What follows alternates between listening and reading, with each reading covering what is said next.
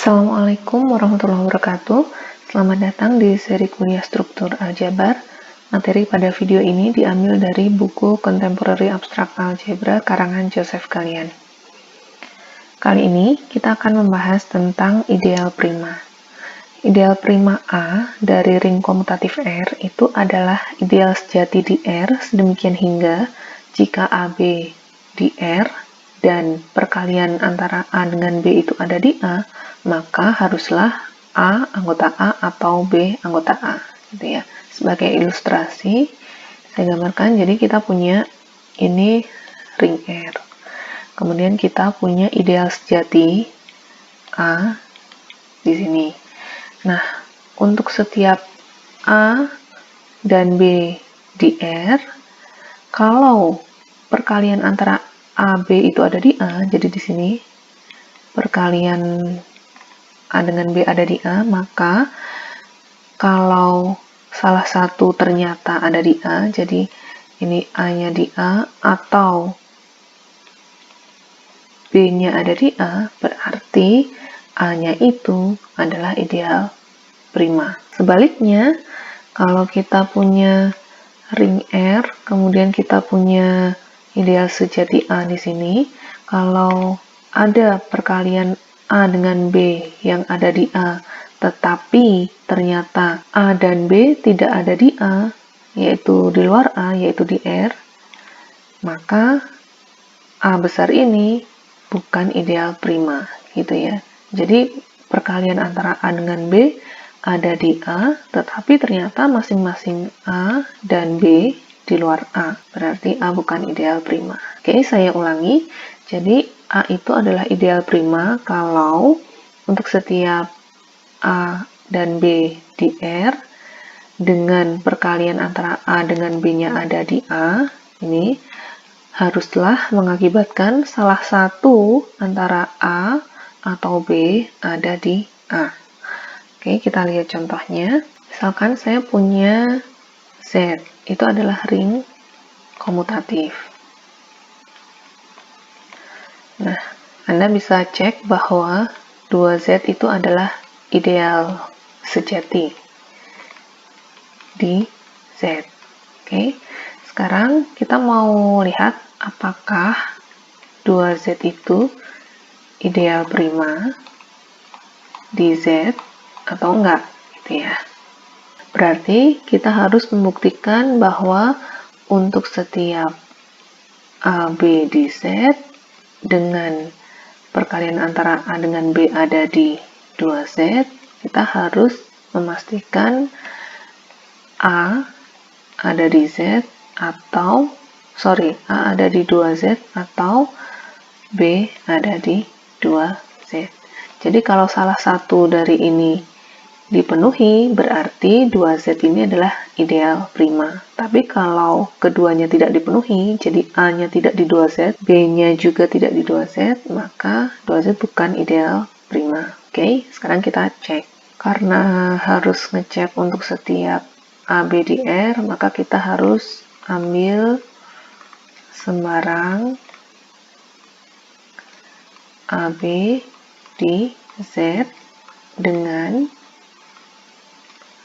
perkalian antara A dengan B ada di 2Z, gitu ya. Kalau perkalian antara A, B ada di 2Z, maka AB ini bisa saya nyatakan sebagai 2K dengan K-nya di Z. Oke, sekarang saya mau buktikan dengan kontradiksi. Jadi, andaikan ini salah. Berarti andaikan apa? A tidak di 2Z dan B tidak di 2Z, itu kan? Maka, oke, kita lakukan satu-satu untuk yang ini. Kalau A tidak di 2Z, maka A itu tidak bisa dinyatakan sebagai 2 kali L, katakanlah, dengan L-nya di Z, ya. Begitu juga untuk yang B, berarti B tidak bisa dinyatakan sebagai 2 kali M dengan M-nya di Z. Nah, kalau A ini tidak bisa dinyatakan sebagai 2 kali L, artinya kan A bukan genap. Nah, maka satu-satunya kemungkinan adalah A-nya ganjil. Berarti dari sini saya misalkan A itu sama dengan 2L plus 1. Begitu juga B-nya, karena dia tidak bisa dinyatakan sebagai 2M, artinya dia bukan bilangan genap, maka satu-satunya kemungkinan adalah dia bilangan ganjil. Maka saya misalkan juga B-nya itu sama dengan 2M plus 1. Oke, nah dari sini perhatikan bahwa A dikali B itu sama dengan 2L plus 1 dikali 2M plus 1. Maka ini sama dengan 4LM ditambah 2L ditambah 2M ditambah 1 kan. Ini sama dengan 2 dikali 2LM ditambah L ditambah M ditambah 1.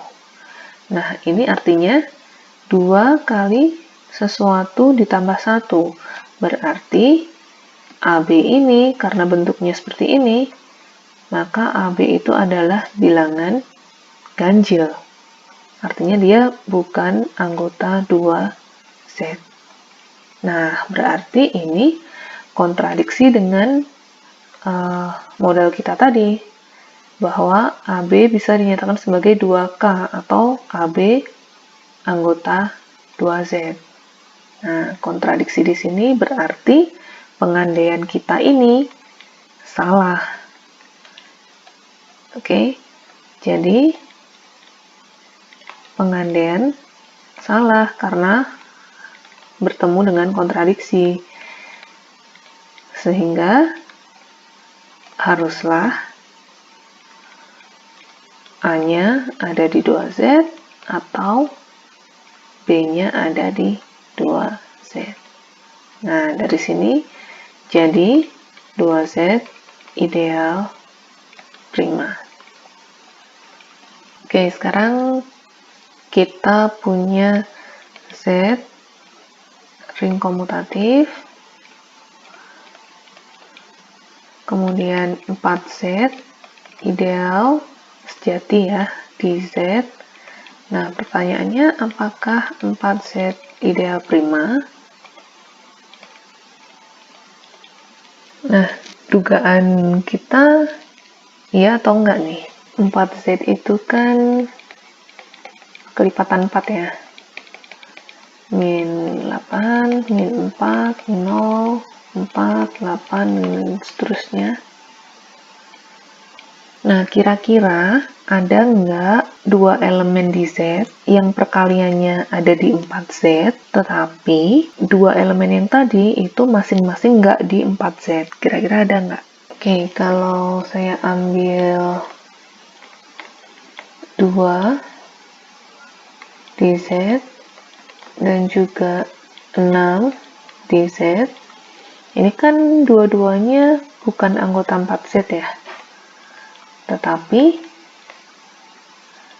2 kali 6 itu 12 ya, anggota 4Z ya.